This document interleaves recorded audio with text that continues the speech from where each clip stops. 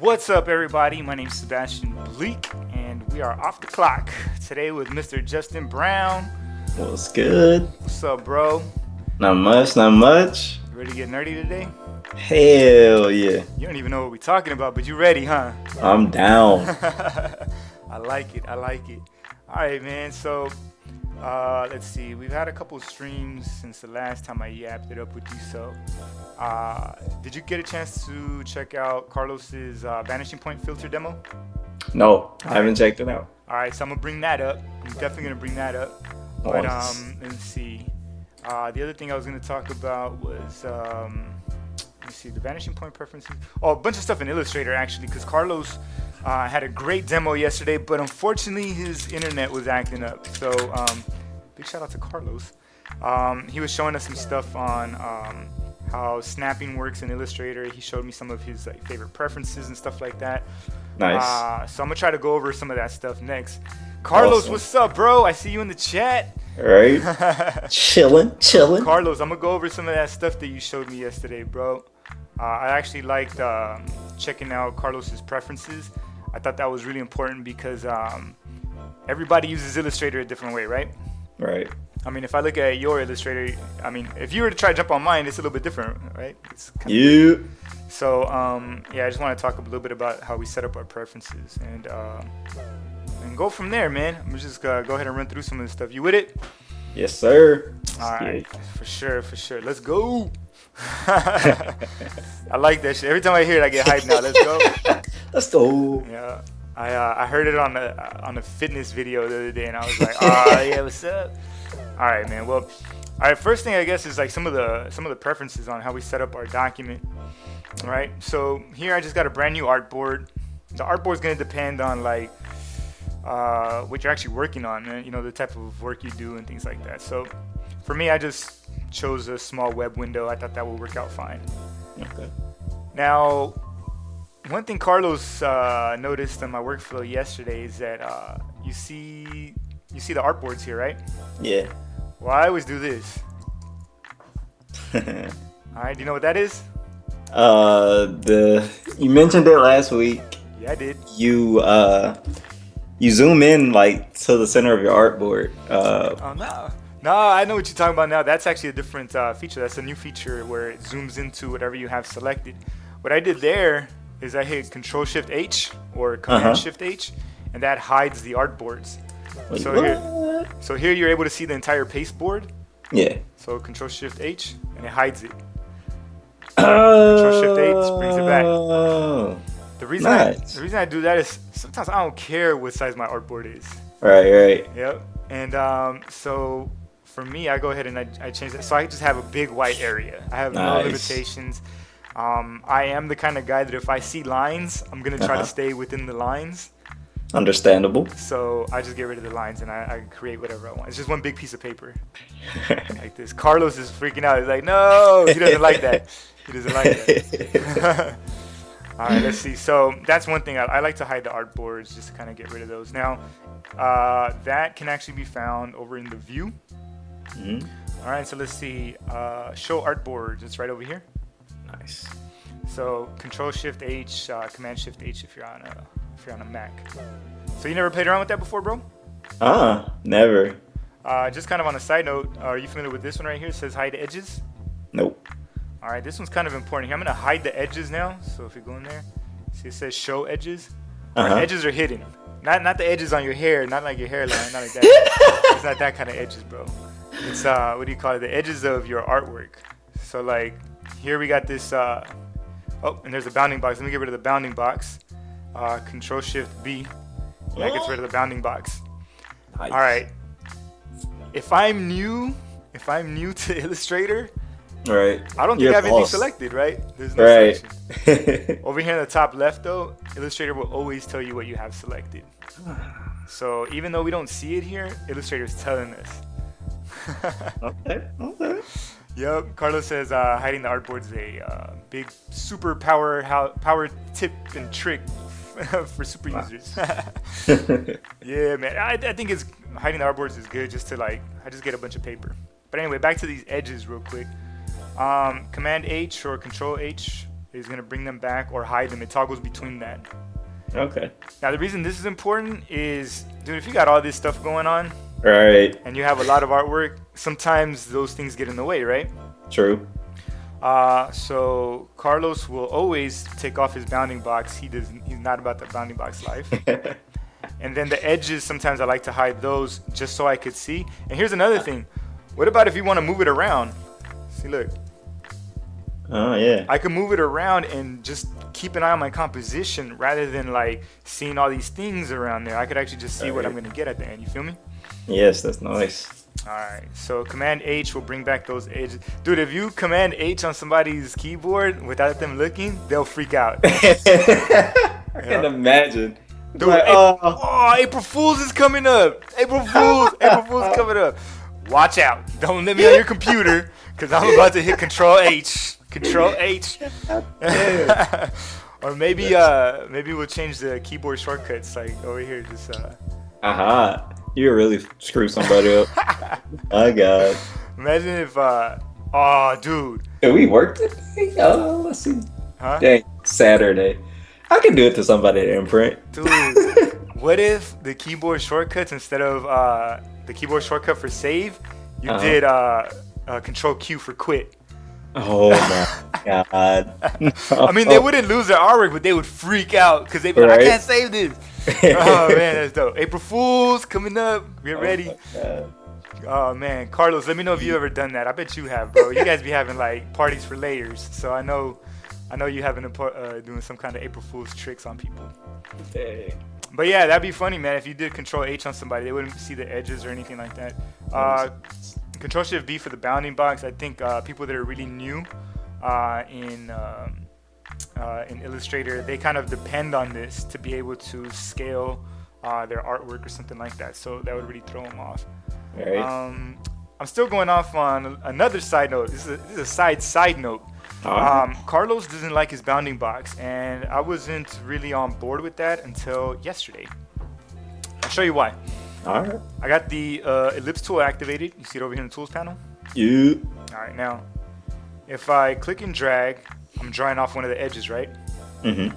If I hold down Alt, now it's coming out from the center, right? Yeah. And if I hold down Shift, it's going to be a nice clean circle. All right, cool. Now, I want to draw another circle right on top of it, and I want the center point to be the same. So if I hold down Alt, click and drag, I accidentally create a new circle, and that's not what I wanted. So that bugged me. But then Carlos, being the almighty expert that he is, he was like, dude, it's the bounding box. So Control Shift B to get rid of it. Now check this out. Right here in the center, Alt, click, drag. And I do get my little donut action going that I wanted. You know what I mean? Yep. So I could build compound shapes easier that way. So shout out to Carlos. I do feel him on that one now. I wasn't on board before, Carlos, but I feel you now, brother.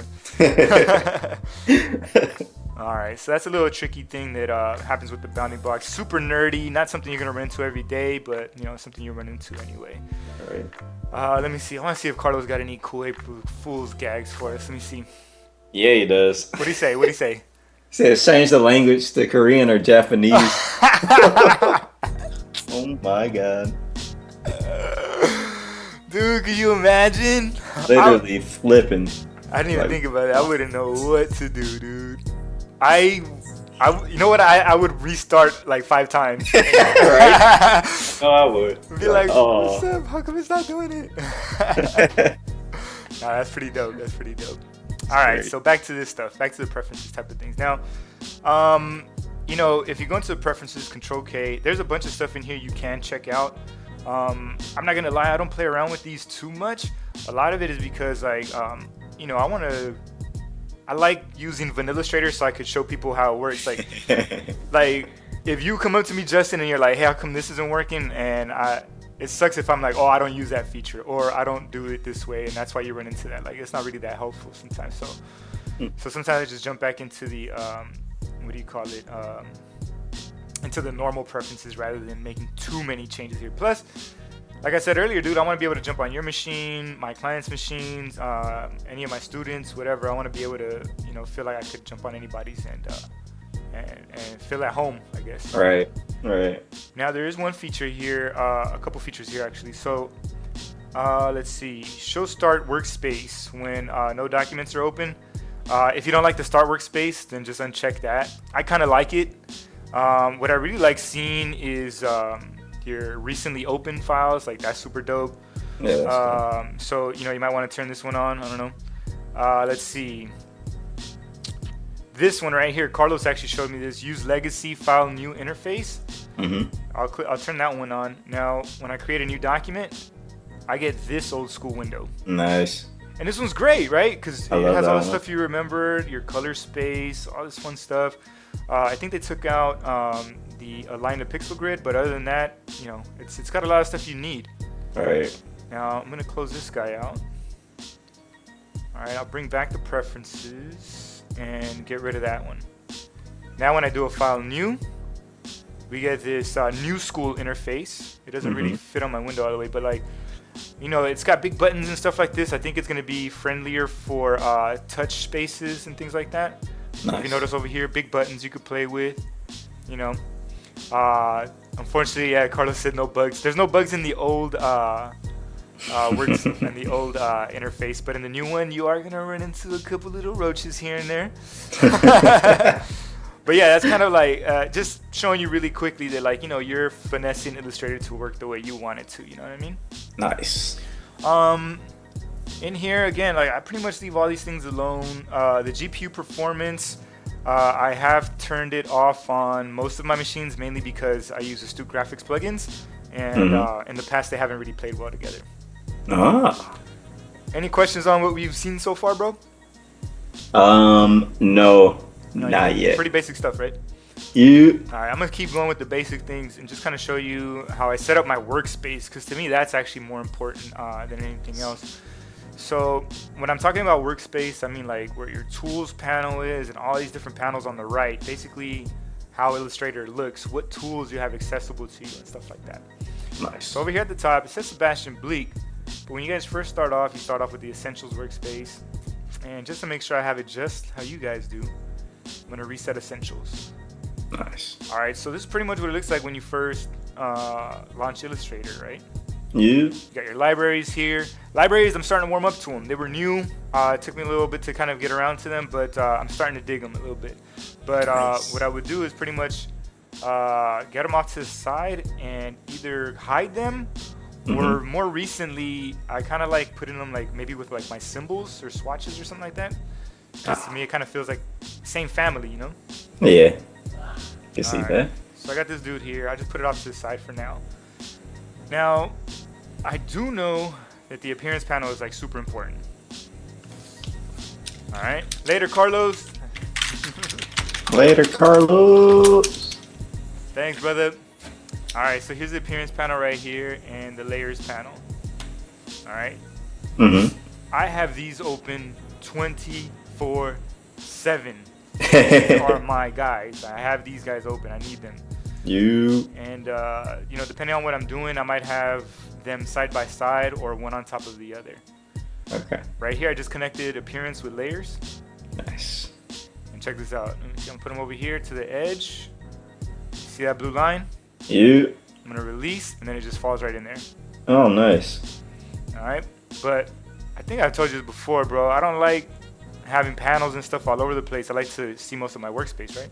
You. I mean, we get these big old monitors, and then we cover them with panels. It doesn't make sense. So here, see these double-headed arrows? Yeah. Collapse. And it's just a Nice. cool little spine there. Everything. All right, now I'm gonna bring this entire group out right here to see who's in the group.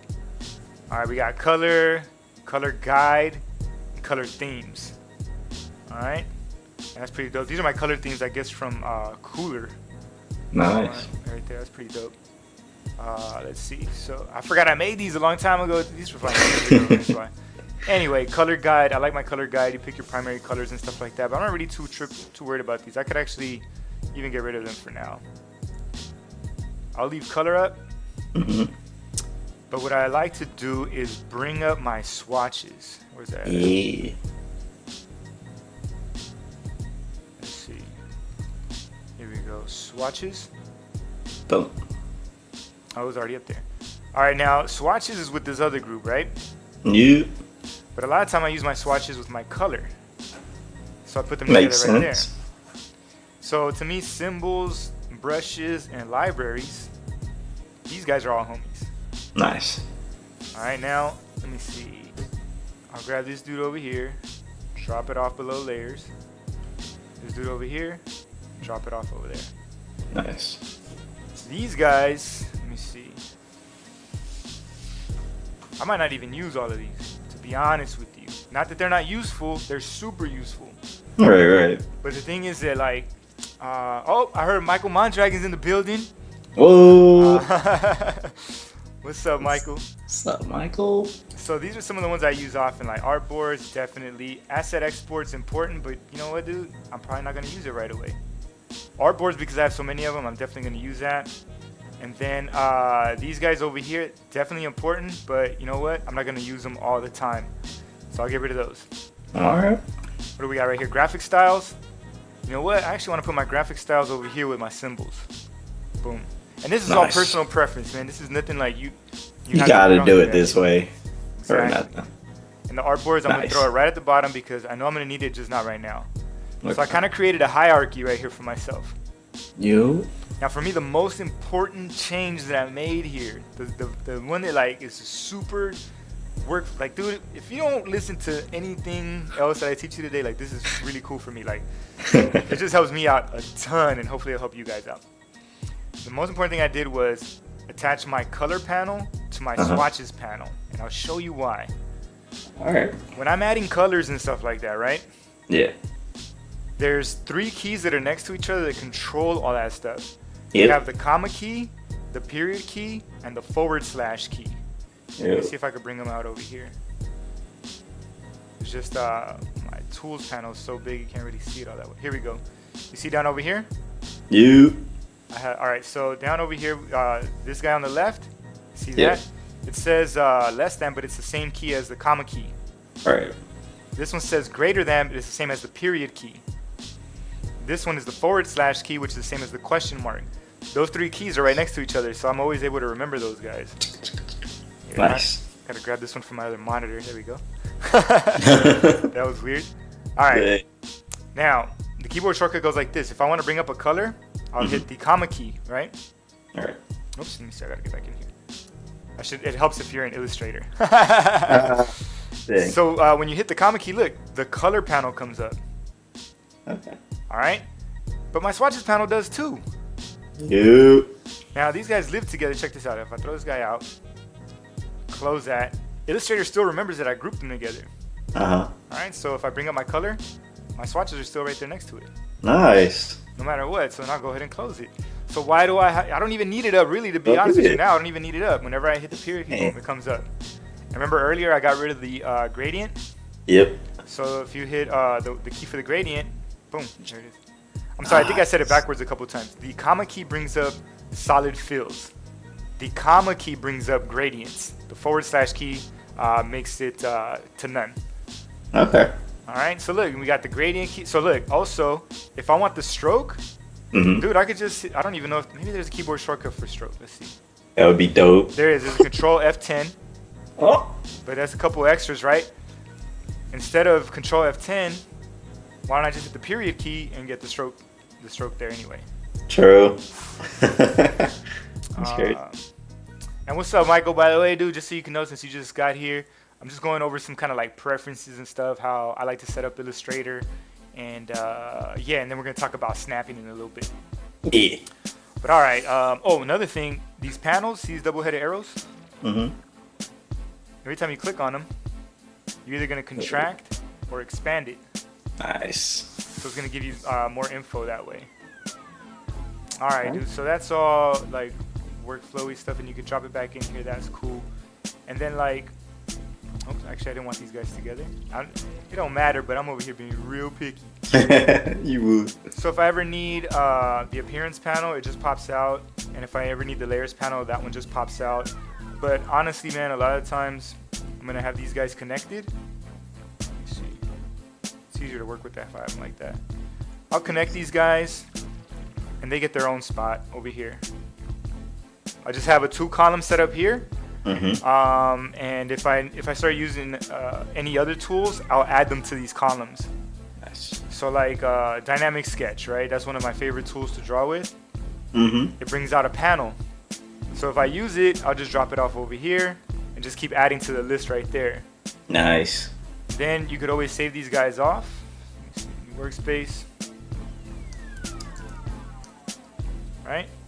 Ooh. And then that way, if you make any changes, or let's say Justin comes over here and starts messing stuff up. Yeah. He would. That's what I Justin would would. do. Then you just come over here, reset, and then it brings those icons back over here. That's awesome. All right, so the reason I want to show you all that workspace stuff is mainly so you could always feel at home, no matter what computer you're working on. Anybody that works with me, I just want to remove that issue for you. Nice. You know, that I want you to be able to feel comfortable to jump on any machine that's in front of you, and you can just go in there and kill it. That way you get the job, and then they hire you back for more job. You get mad money, and you could buy me like some tacos or something. You know, that'd be dope. Hell yeah. Dope. You with it? Damn.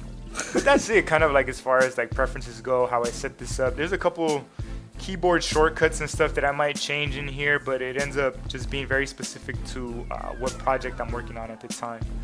Nice. You know what I mean? You. All right, so you good on that, bro? You got any questions for that? If you change keyboard shortcuts on a specific workspace, will it change for only that workspace? Dude, I'm not sure. You- I thought it would. I thought it did. I was just looking for an option right there. Let's see, manage workspaces. Michael, if you know the answer, let me know. Do keyboard shortcuts get saved off to your workspace? That would be interesting. That would be cool, actually, if it That would did be that. awesome. Because, like, you know, if I'm drawing, I'd want it to be there.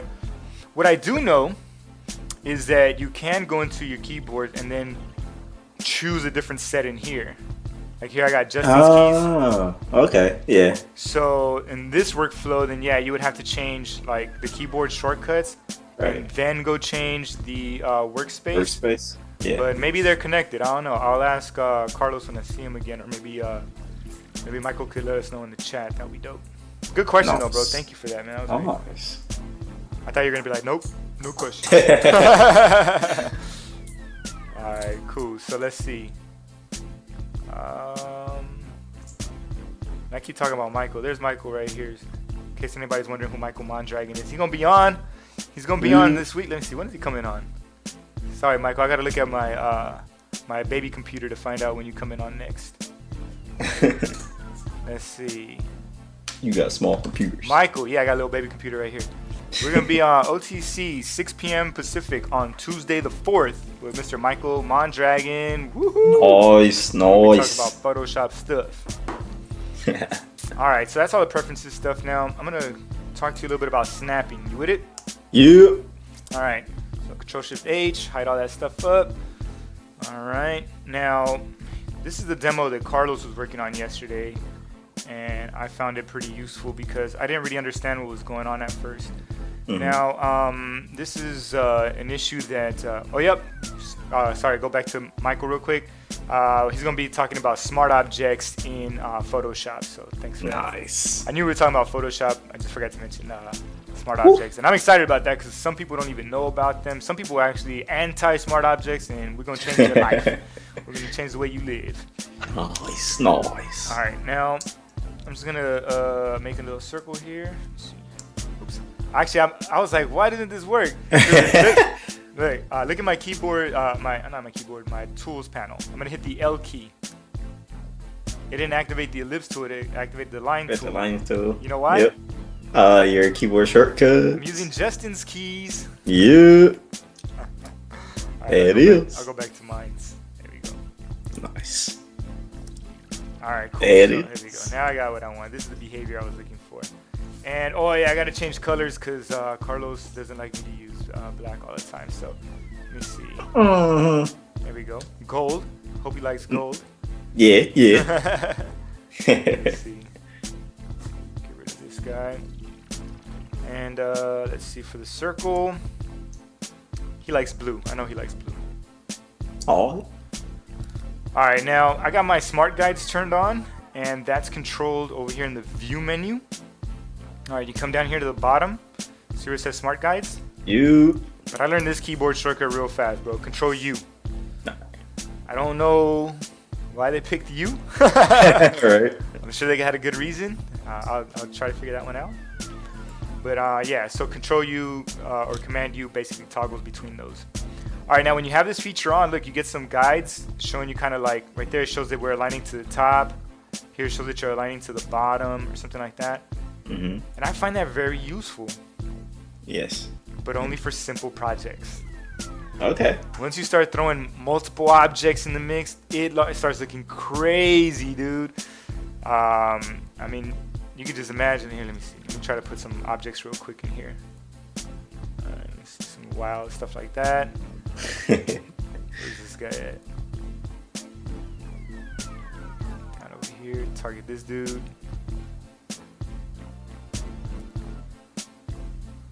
See how like everybody starts playing? You're like, you want this guy, this guy, this guy, this guy. Yeah, stuff starts getting crazy.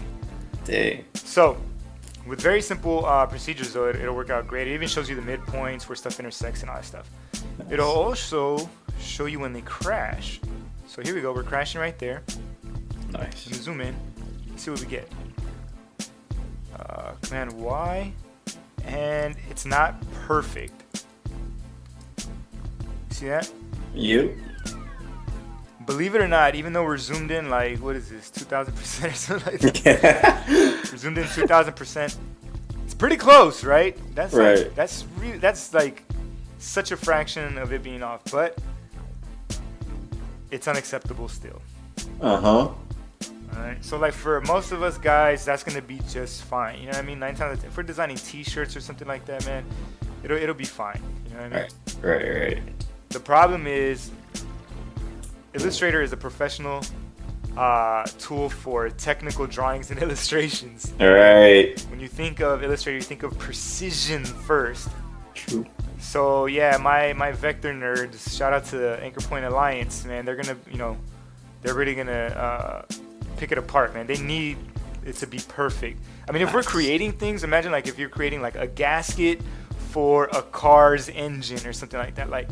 Right. This is not acceptable. Not at all. That's not acceptable. That's fluid leaking through there or whatever. It's really bad. It ain't working right. Now, let me move this guy. Now, what Carlos did was he gave it an arbitrary tilt like this, and really started messing with Illustrator. So check this out. So I'm gonna zoom in right here. Here's the edge. Yeah. And here's the edge, right? So I should be able to just. Oh, it looks like it didn't do too bad a job, to be real with you. I didn't get a guide, but it seems like it's snapping in there. Command U. Why? Dude, I think it did a better job this time than it did. No, I still went over. Sorry. Yeah, but like it's supposed to just like barely butt up against there. Like really good, whatever. Right. Like I said before, for me, most of the time it's going to work out fine, but it's just not acceptable in some workflows. Now, the workaround that we currently have is you have to buy a plugin from Astute Graphics. So, what do you call it? Just because it's not native in there. I'm excited about the tools. I just sounded bummed out because it's like, sorry guys, you got to get a different tool. It's just not native in there. But the cool thing is Astute Graphics will let you try it out for free for 14 days. Nice. And you can decide if you really like that ish. Hell Alright, so here we got a couple different tools: snap to collisions, rotate at collisions, and rotate to a collision. So this one's pretty new to me, but I've been using these other guys in my workflow for a while now. So here we go. We just grab this guy right here. Alright, click. Oop, actually, I forgot I'm in outline mode. So let me just grab this edge. You can use it as a selection tool. See that? Nice. Grab this guy, click, and drag. Boom. I even get a little visual feedback, letting me know where they actually collide. Nice. Dude. Perfect. Dude, I was kind of worried, Justin. I'm not going to lie. I was a little worried. Perfect. It hit on point. Now, it's such a simple example, but like, I don't have to think about it, Justin. Right. Just move the thing over there and now they're kissing. That's it. Yeah.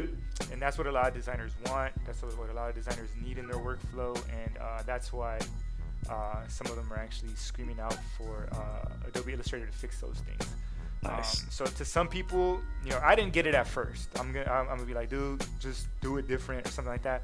Right. Now that I've walked through this simple steps, I get what I can see how critical this is later. You know what I mean? You. Anyway, right now the fix is using ColliderScribe. It's a really, really dope tool. Now, the last thing I wanted to show you with ColliderScribe is something like with text, because I like this rotate at collisions thing. And we'll be doing a full thing on Astute graphics tool in the days to come. Nice. Currently, man, I love drawing with InkScribe. Check this out, boom! I can pull out ghost handles and stuff. Like, it's just super it's just super dope, man. Like, I don't have to play around with a bunch of different tools. It just works. It's great. Nice. All right, so I'm gonna give it a regular appearance so I don't lose it. Let's see. Let's go with B for brown. Is that cool? You with that? Yeah. Make this guy nice and big. All right, bro. Let's see. Shout out a font when you see one, bro. Poplar. Where am I at? Go down like 5. Go down 6, 7. Right there. Go back up. Oh, okay. Simple. That's dope. I didn't even know I had that on my. Is that one of your favorites or something? No. You just saw it right now? You just saw it right now? Yeah, I just saw it. Man, It's like, that's pretty dope. All right, Control Shift O, convert to outlines. Now it's just a basic object. Illustrator doesn't look at it as type. Okay. Look, man, what I like is that I grab the little foot, Mhm. start moving around. Like, it collides against itself. So if I want to keep things like straight or something like that, it'd be no problem. Wow. But look, as I go along, actually, wait up, I got the wrong tool. I gotta get the rotate one. Here we go. Boom. Once it collides, it tilts. Nice. But dude, look at this. It's going off the ramp. It's going off the ramp. Nah, I like that though, man. Cause again, no guessing, dude. No guessing. It's just gonna go on there. Now the problem is it's not with live text, but you can imagine like basic objects, dude. Fine. If not one of those, check this out. I'm gonna use dynamic shapes. Is just dope, man. I keep going back and forth. I don't know what tool is best by like if I were to be like buy this one package, I don't know which one, man. I sometimes I go with Phantasm because a lot of people already know Photoshop, so it's really good to bring it into Illustrator. Nice. But this is dope too, man. It's called VectorScribe. It just it's like everything you need in vectors, man. It's super dope. All right, so let's see. Draw this dude out. Let's see.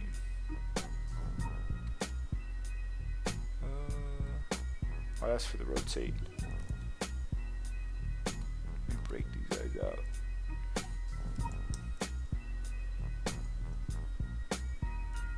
There we go. All I wanted to do is kind of create a little surface for it right there. Right here, the thickness. Dude, how many times have you seen me? You remember, dude, I used to build these with a triangle and a rectangle for my mock-ups at Imprint. Yeah. Now you just got full control over it. And look, if you decide, nah, I want a cloud instead, you got that. A moon, a gear, a heart, like whatever. and then they change the shapes. You could play around with them to get whatever effect you want. That's actually dope. All right, and look, because I use this panel, I'm gonna dump it off over here, and then it's just tucked away. All right, rotate at collisions. Last thing I'm gonna show you with this guy real quick. Grab the bottom of it, click and drag, boom, and now it's always going on there. So it could be any kind of object as long as it's a as long as it's a basic object, and you could create some really cool things that kind of go along the same vibe, the same axes or whatever. Nice. And then like what I was doing here too is like it's pointing up. If I hold down the space bar, it switches. Nice. So you got full control, man. I just really like how Astute Graphics makes things super simple. It's dope. So that's my collision stuff right there. Nice. Let's see, what else do I got to yamp about? Let me see. You got any questions on that, bro? I have a question about snapping, but it's not necessarily pertaining to what we just went over. Okay, what's up? Uh, so like resizing art, not necessarily resizing it, but like, so you say you have a rectangle and you draw it out, but Illustrator won't allow you to adjust it like to a certain point. It like snaps for you in a weird spot. What do you mean? Let me see. I'm gonna pull up. Bring the screen back real quick. All right. So walk me through it. Yeah, just grab a rectangle, make a rectangle. All right, now zoom in a little bit to like the right side of it or something. Now grab the whole right side and try to move it at a very like certain position. Oh, Maybe you okay. should copy it and paste it on top and change the color so you can see it. But Got you. All right. So we'll go with a bright red color, something like that. Something bright. yeah, Place in front, and then we'll do this one like black or something like that. yeah. All right. So now if I grab one of these edges, Yeah. Does it allow you to like go at any degree that you want, or will it snap for you? right there, it's snapping per pixel. It looks like. Uh-huh. Let's see, and then you can control that right over here. See where it says snap to grid, snap to pixel. See it was snapping to pixels. Uh-huh. Snap to point. If you don't want it to snap to any of those, Right. then you turn all of these guys off. Okay. Thanks for bringing that up, bro, because this kind of throws people off sometimes. It's in the view menu. Uh-huh. So now I'm no longer snapping, right?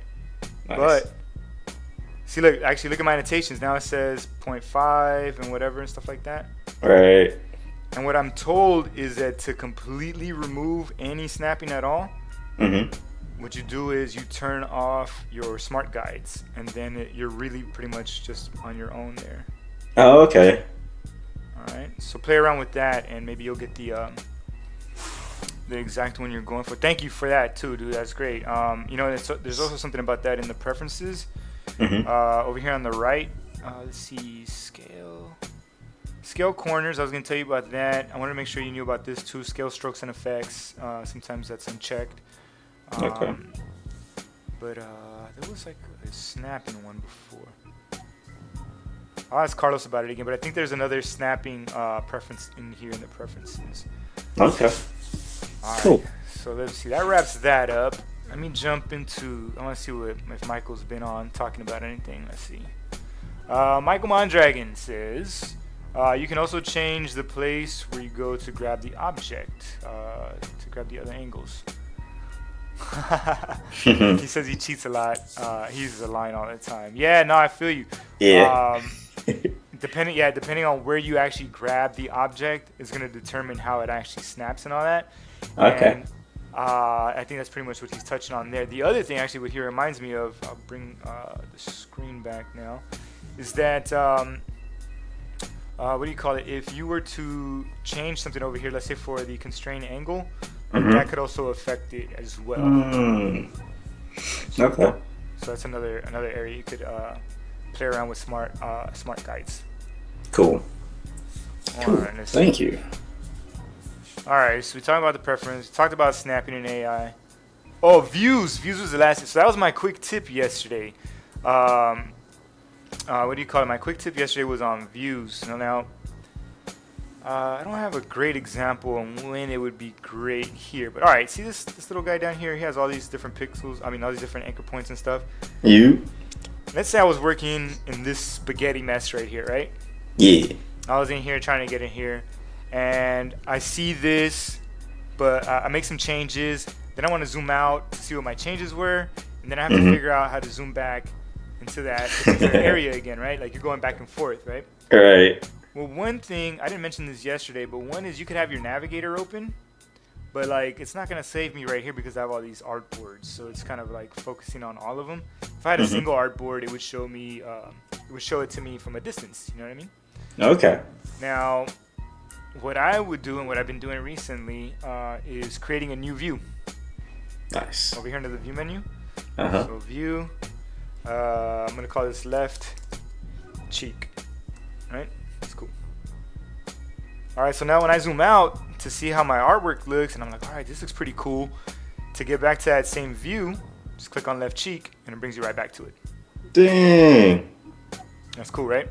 Yeah. It's not. Alright. It's a little hidden feature. I think it's only useful to people in some workflows. It's another one of those that not everybody's going to use it, but I think that if yesterday I gave the example if you're illustrating maps, Right. you know, Oh you probably my. want it for specific areas, cities, or something like that, so you can keep zooming into those sections you were working on. Really, Yeah. I just think of large projects where you're always having to zoom into areas like, at an extreme amount. Now, for myself, I use it for my video recordings because, if I'm yapping right here and then I move, but then I gotta go back to that spot, like, saving my views, it'll help me with the editing or something like that. So Sure. that's why I end up using that. What do you think, man? Any uses for you in your workflow? It's okay if you say no, but I'm curious, is that something you might be able to use in your workflow? Potentially, yeah. Pretty much how you mentioned it. Like, if I do something with a lot of detail, I would love to be able to zoom back to that area specifically. That exact same spot, right? Yup. Yeah, I think it's cool just giving you the opportunity to zoom out and zoom back in. And there, that's pretty cool. Now, I wonder if you could apply a keyboard shortcut to it, though. That'd be dope. Oh, that'd be Let's crazy. see. What did I call it? Left cheek. Left cheek, right? Yup. Let's see. Keyboard shortcuts. It would be in the menu.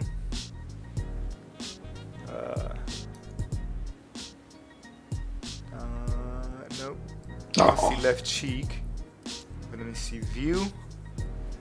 Oh, here we go. All right. Dude, I think it would work. Custom view. It would just be one of these custom views. True. Let me try to apply one on here. Actually, I'm gonna do it on Justin's keys, so I don't mess up mine. Let's see. Shortcut. I'm over here experimenting. I keep saying I'm not gonna experiment too much. I keep doing it. Do Let's it. see. Let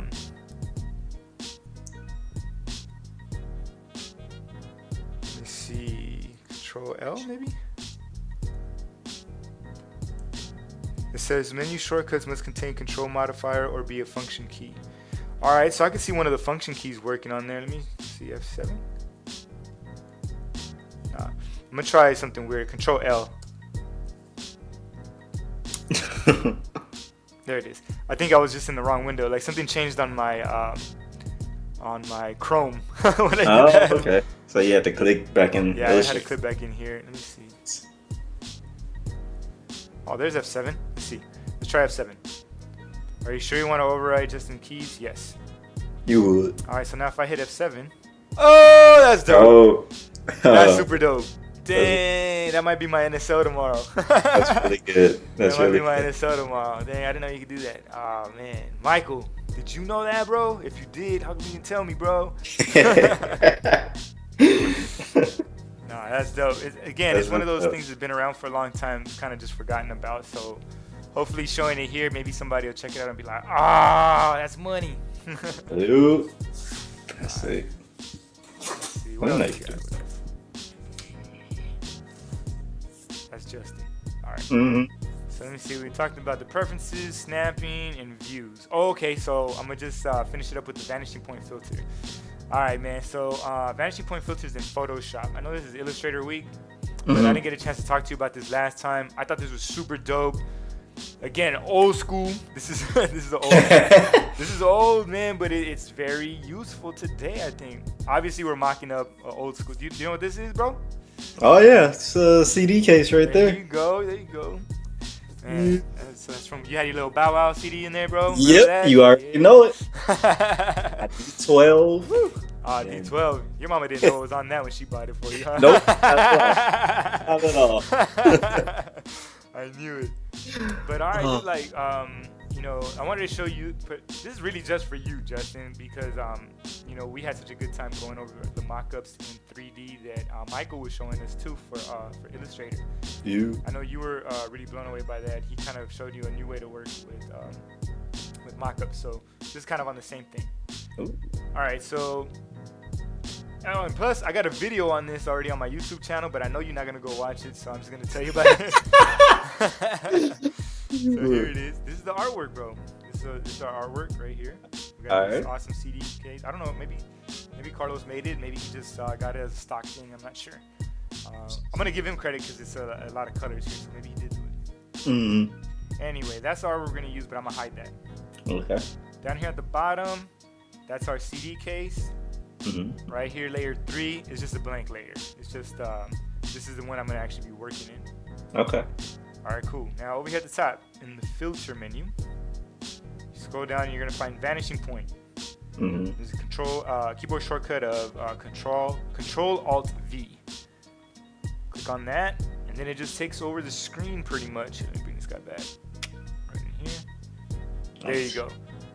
Now, these, I don't know exactly why it takes over the whole screen. I told Carlos, anytime I see this, Mm-hmm. I think of it as because like Adobe kind of bought a plugin or maybe ate a software or something like that, and that's why it does this. And my other thinking is also just to kind of like let you focus on this activity right now. You know what I mean? Right. Let's get rid of all the channels, libraries, and all that stuff. Just get all that stuff out of the way. Let's just focus on this for a bit, right? All right.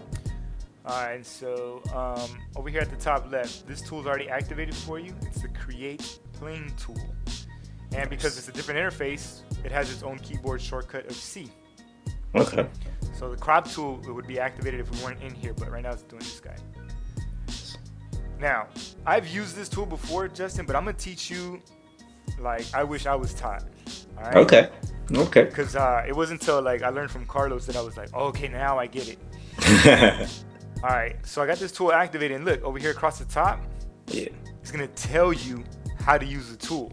And that's super important because like you're going to forget a lot of stuff I'm going to show you right now. So you just trust on Photoshop to have your back. All right, so right here it says click on 4 corners of a perspective plane or object in the image to create an editing plane. Does that make sense to you? You. Does it? Yeah, you would. Okay. You would click the 4 corners of the side you're doing. Awesome. So Yeah. it's good because to me I was kind of lost when I first read that. Now this part, other part says this part I actually ignored. Carlos really taught me this. It says tear off perpendicular plane from the stretch nodes of existing planes. Yeah, that makes no sense. It sounds more techie than it has to. It's basically saying, create a plane based off of your original one using the handles. Oh, okay. So you'll see what I mean in a sec. Part of the reason it's not that clear is because we're not actually looking at the thing right now. But like, I'm gonna start off over here on this side, on the left side, right? I'm gonna create this preview plane. Nice. What I've found is I get better results when I start down here, and that's just the way I work. I think I don't think it's anything with the tool. Click down here at the bottom. Mm-hmm. All right, so now I have 2 points down, right, in a straight line. You. But as I go up, oh, I didn't do it yet. Hold on. Wait. Right there. Now, as I come over this way, you start to see. It's almost like I have like a little web, a little net that I'm creating. Watch, and then I'll just drop this guy off over here. Boom. And then I get this little net right here, and it shows you the perspective of this. You can see things, going away that way. Now, earlier we were talking about a perspective plane. Mm-hmm. I'm gonna show you how that works in a sec. See these little handles? Yeah. Kind of like the ones you see on your bounding box type of thing. Mm-hmm.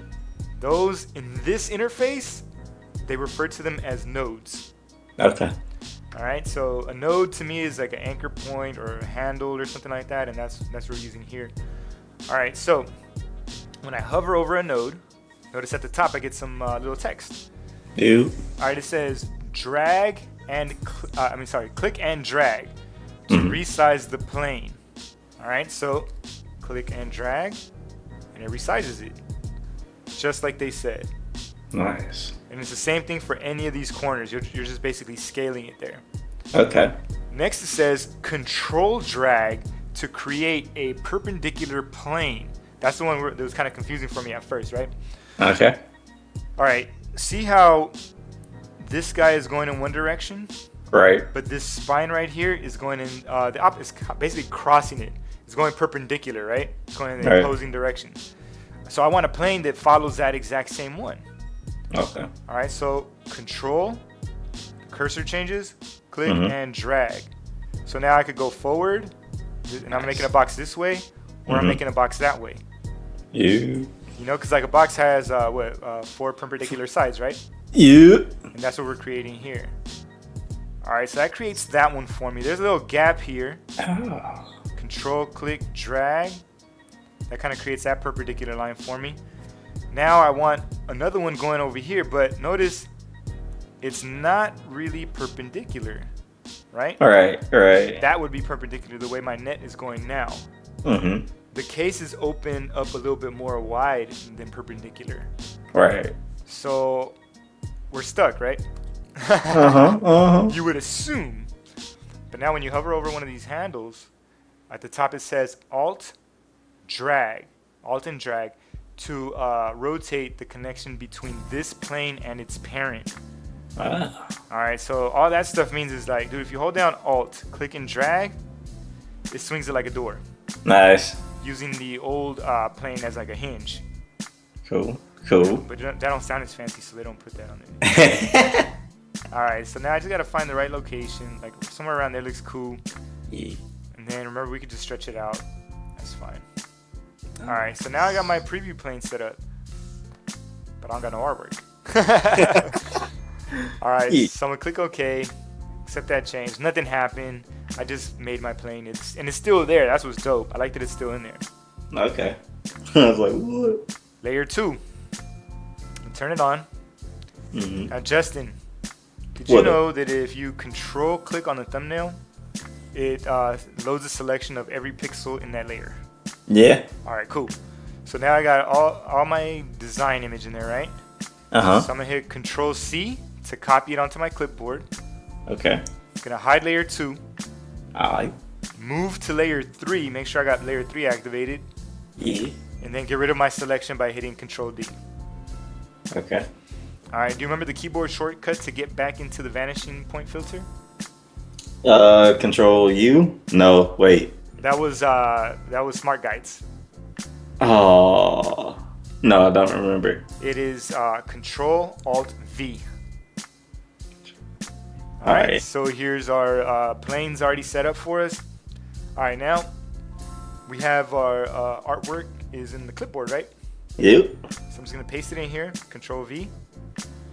And it's what do you call it? Vanishing point filter selects it for me. Okay. See, it has a selection here, right? You. Now I'm gonna click and drag this guy. Now, see my cursor? Yeah. Once I bring it into the preview plane. Oh yeah. That's dope. What you know about that, Justin? Oh yeah, you know, nothing. That's it. So now I need to actually play around with the size of this artwork. So over here on the left, we have the transform tool.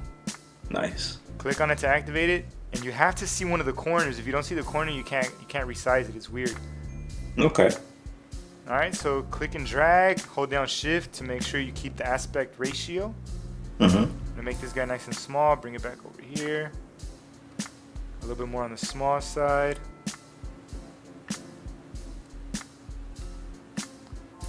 It's actually still too big, but let me see what happens when I put. Oh, nope. Dude, did I accidentally get it the right size?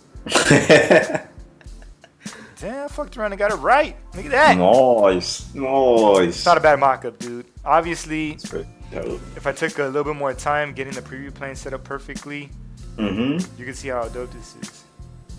Sick. Click OK. Now, we still have our original artwork over here. That's fine. Layer 3 was blank before, but now it has our new artwork right in here. And I still have the old mock-up there. Now, the reason I wanted to show you this was this is kind of like workflow stuff. You know what I mean? Like, I didn't damage my artwork. I didn't damage my template. But I always have this layer here for artwork. Even better, I can save this off without that artwork, but still keep this vanishing plane here. So if I'm a CD case guy, I could do this for every single one of my clients by just dragging and dropping the artwork in here. I only have to set up this preview plane one time. Dang. And then just drop the new artwork every time I create a new project for somebody. That's it. Mock-up. You feel me? The same way like the demo Michael showed us, like he did it with the box, like for a book or something like that, right? So if you're a book cover guy, you would set that box up properly once, and then just make new artwork for every mock-up after that, and then just drop it in there, and you'll be good. Dope. Okay. And this is a feature that's been around for a really long time in Photoshop. Like, dude, you probably just gotta mask this little guy right here, but other than that, yeah, it's pretty clean. That was great. That was dope, right? Hell yeah. Now, if I could just think of a different use besides a CD case, I'll be good. Nah, it works out really cool. He actually did more than that on here. There's a way that you can even use. There's like a stamp to here, the stamp tool. Mm-hmm. Dude, you can retouch in perspective. So like think of like wood planks. You know, they bow for perspective or whatever. They taper out. I mean. Yeah. So if you try to like sample or clone stamp, you have to try to match the perspective. So in here, you actually set the perspective grid up, and it'll clone it to the perspective. I want him to show that again. That was pretty dope, but yeah. Hell yeah. Nice. Oh man, so that was it, dude. That was pretty much the fun I have for us today. That's sick. That's sick. You know, like I said, I wanted to keep it, I guess, short and sweet, kind of. Let's see. And then plus, it looks like my battery's about to die out soon. But anyway. Oh. Let me check in the chat real quick. See what's going on. Let's see. Oh yeah, Michael, you're right. That he was talking about the snapping thing. Just about being able to grab, like if you grab different sections of this, then you'll be colliding with a different area, which is something that's really difficult to do native in Illustrator. See, like right here, I'm grabbing the handle of the arrow. Mm-hmm. I'll grab the head, and that actually collides and does that. So that's pretty dope right there. Let's see. All right, cool. Oh, and Michael, the other thing we talked about today too was April Fool's tricks that you could do to people in the office. Like I mentioned, changing the keyboard shortcuts around, so that maybe every time somebody hits Command S, it actually tries to quit Illustrator for them. What was the one that Carlos said? He said, hold on, let me scroll up. He said, change the language to Korean or Japanese. God. He said it'd be easy to fix. Like, I'd be lost. I'd be so lost. And then the other one too is just changing, or maybe hiding the edges from. Yes. So people won't know what to do. They think they're selecting stuff, and nothing happens. The edges and the bounding box. That'd be great. But anyway, Michael, if you could think of any, let me know. And that's it, Justin, man. What's up, dude? Yeah, what's up? Any thoughts on today, man? No, it was great. I'm definitely going to use that vanishing point filter a lot, especially when doing some freelance stuff. Yeah, it's pretty impressive. Yes, that's amazing. It's kind of slept on, I think. I didn't know you could do it. I didn't know you could do it at all. It's kind of slept on. That's fantastic, actually. But yeah, it was dope. And dope sesh. You actually were telling me that you're gonna make some changes about your Twitch channel before we jumped on. Anything you want to talk about here, or is it still too early to talk? It's still kind of early, but next week I'll be resuming my stream. I'll probably start way before next week, to be honest. But I'm working on the schedule. I'm trying to figure out how I want it to go. Like, do I want to do random design one day and then on Fridays do just like apparel design? But I'll definitely be getting more into design throughout the week instead of just Call of Duty. Right on. So yeah, we going places. That's what I'm hyped about, man. I'm excited to see you do showcase your other talents on there, man. I'm really hyped about that. So let me know anything I can do to help out with that. And then we'll come check you out for sure. Hell yeah. Let's see. And then on the 4th, we're gonna be having Mr. Michael Mondragon on. He's gonna be talking about Photoshop. smart objects and how awesome they are and how you should be using them. They're really super dope. Actually, they got me out of a jam in multiple situations, mainly because you can store like high-res stuff in there and vectors and all kind of cool stuff. So I'm excited for that. Nice. Let's see. And then we're going to have a couple of different people coming on for April. You already know Gary's coming on, Freehand Profit. You. Mr. John Hammond's going to be on as well. It's going to be great. It's going to be a lot of fun. All right. Let's see. Oh, look, battery's running low. Dang. Anyway, bro. But anyway, check me out on Twitter. Hit me up over there. Let me know if there's anything you guys want to see on here. Make sure you head over to my YouTube channel and hit that subscribe button. I got a bunch of tutorials on how to use Photoshop and Illustrator. I basically make a new one each week. Come check us out on SBOTC here on Twitch. Make sure you follow so you know when we come back on. I'm here every Wednesday at 8:30. Rolling with the homie Justin until he gets tired of doing this with me. And then yeah, it's all right, man. So that's it. Anything else you want to say before we head out, bro? No. All right, brother. I appreciate it. All right, man. Let's go get some tacos, man. Yes, sir. Later, Michael. Thanks for coming on, bro. All right, Mike. All right, Justin. Peace, bro. Thanks. Peace.